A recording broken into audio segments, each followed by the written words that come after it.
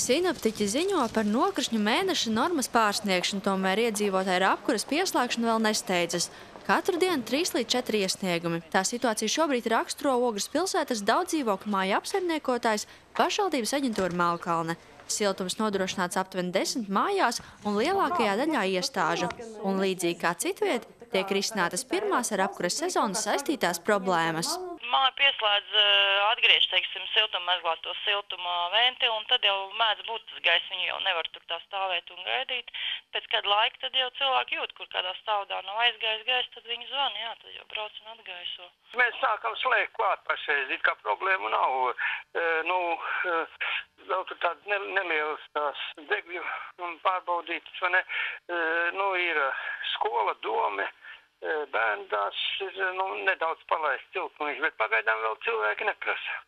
Ja iesniegumi no iedzīvotājiem netiks saņemti, apkura tiks pieslēgta pēc tam, kad vidējā diennakts gaisa temperatūra būs zem 8 grādiem. Apsaimniekotāji prognozē, ka tas varētu notikt oktobra 2. un 3. nedēļas laikā. Joprojām lielākās problēmas rada apkuras parādi, kas traucē uzsākt sezonu. Ļoti sāpīgs, jā.